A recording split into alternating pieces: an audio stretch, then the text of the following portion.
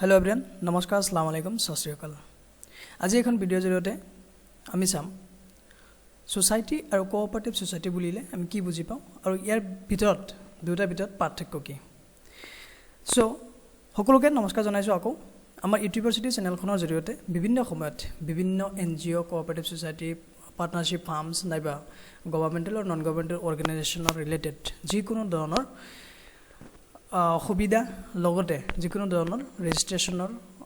details সবিশেষ আৰু ইনফৰমেশনখিনি যুগুত কৰা হৈ আছে আশা কৰিছো আপোনালোক সকলোৱে ইউনিভাৰ্চিটি চেনেলখন কৰি ল'ব লগতে নিডছ ওয়ানৰ লগত যিসকলৰ প্ৰয়োজন ইনফৰমেশনখিনি তেওঁলোকৰ লগত শ্বেয়াৰ কৰিব নাইবা ৰেকমেণ্ড কৰিব আমাৰ পেইড সাৰ্ভিসেছ প্ৰভাইড কৰা হয় নন ফ্ৰী সাৰ্ভিসেছ প্ৰভাইড কৰা হয় কনসাল্টিং সাৰ্ভিসেছ প্ৰভাইড কৰা হয় all the terms we have handled regarding the NGO registration, society registration, voluntary associations or registrations, naiba apunar partnership farm hok jikono dhoroner consulting service amar provide kora hoy আজি আমি discuss কৰিম বিষয়টো হৈছে society আৰু cooperative society বুলিলে আমি কি বুজি পাও লগতে বহুতৰে মনত এটা ভাবনা থাকে যে দুটা বস্তু একেই নেকি নাইবা দুটা বস্তু বেলেগ বেলেগ নেকি সো এইখিনি কনফিউজনৰ কাৰণে বহুত ক্লায়েন্টছ আমাৰ লগত যোগাযোগ কৰে আৰু সেই বস্তুখিনি খুদে তাৰ বাবে আমি আজি এইখন টিউটোৰিয়াল যুগুত কৰি আহিছো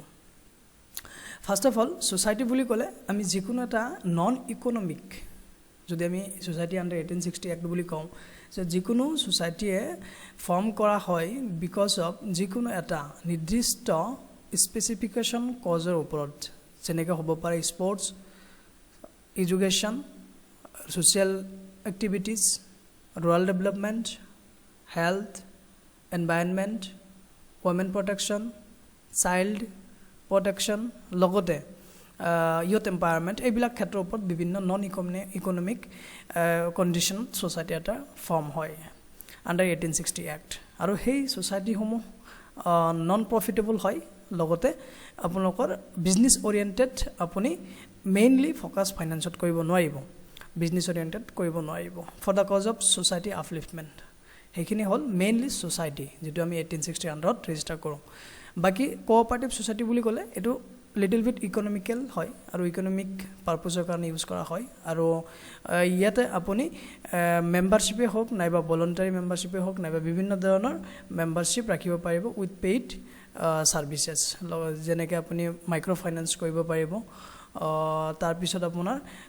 ইকোনমিক্যাল কজৰ কাৰণে যিকোনো বিজনেস এস্টাব্লিশমেন্ট কৰিব পাৰিব এইখনৰ জৰিয়তে মেইনলি আজি আমি ক্যাৰেক্টাৰিষ্টিক্স অফ কোঅপাৰেটিভ অৰ্গেনাইজেশ্যন ব্ল্যাকৰ চাম ভলান্টাৰী মেম্বাৰশ্বিপ দিব পাৰিব আপুনি যিসকল ইচ্ছাকৃতভাৱে স্বতঃস্ফূৰ্তভাৱে ওলাই আহে যিকোনো এটা টাস্কৰ ওপৰত যেনেকৈ আপুনি ধৰক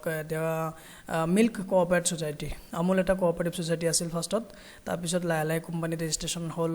প্ৰমাণিত হল তেনেকুৱা এটা নিৰ্দিষ্ট কজৰ বিজনেস কজৰ কাৰণে কোঅপাৰেটিভ সোসাইটি বিলাক ৰেজিস্টাৰ কৰা হয় যেনে কোঅপাৰেটিভ বেংক বিলাকো কোঅপাৰেটিভ সোসাইটি আন্ডাৰতে আহে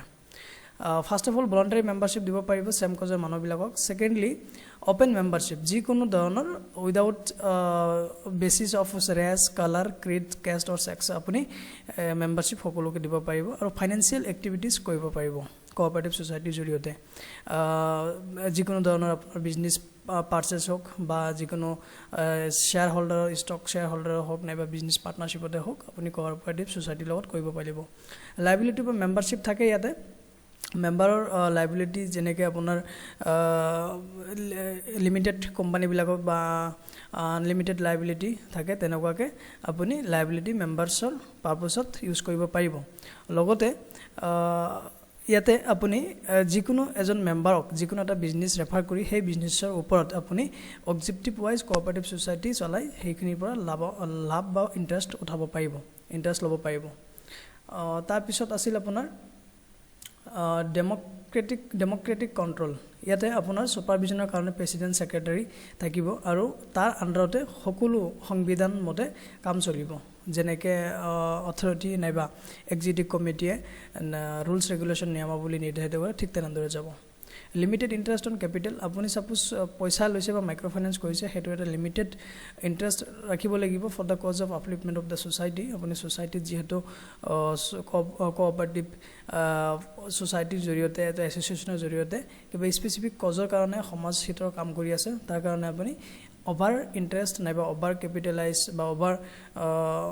মাৰ্জিনাল বিজনেস কৰিব নোৱাৰিব ডিষ্ট্ৰিবিউশ্যন অফ সাৰপ্লাছেছ আপোনাৰ যিমান প্ৰফিটছ বা নন প্ৰফিটছ আৰু লাইবিলিটিছ থাকিব মেম্বাৰ্ছ এক্সিকিউটিভ বডি আৰু মেম্বাৰবিলাকৰ লগত বাই এগ্ৰিমেণ্ট সেইখিনি শ্বেয়াৰ হ'ব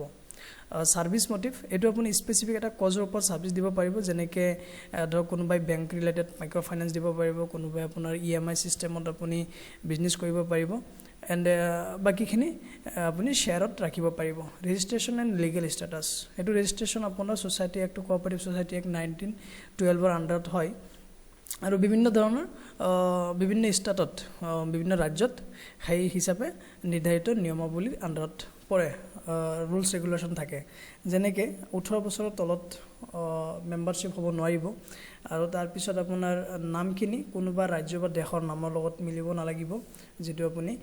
কোঅপাৰেটিভ সোসাইটিৰ নাম দিব তাৰ পিছত কান্ট্ৰি নাম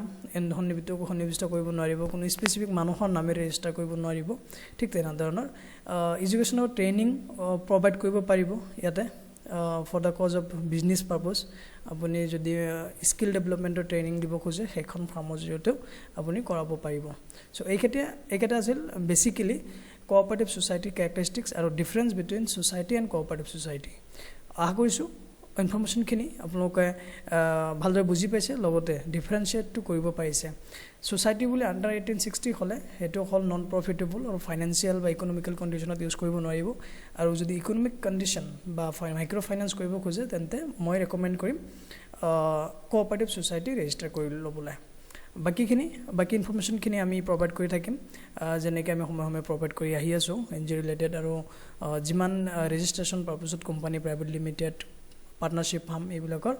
বিষয়ে টিউটোৰিয়েলছ নাইবা প্ৰসেসখিনি আমি যেনেদৰে প্ৰভাইড কৰি আহিছো ঠিক সেইদৰে আগলৈকো নতুন ভিডিঅ'ৰ জৰিয়তে আমি নতুন ইনফৰমেশনখিনি প্ৰভাইড কৰি আহিম আশা কৰিছো আপোনালোক সকলোৱে আমাৰ চেনেলটো সাবস্ক্ৰাইব কৰি ল'ব লগতে লাইক কমেন্ট কৰি প্ৰয়োজন সাপেক্ষে বেলেগৰ লগতো শ্বেয়াৰ কৰিব বুলি আশা ৰাখিলো ধন্যবাদ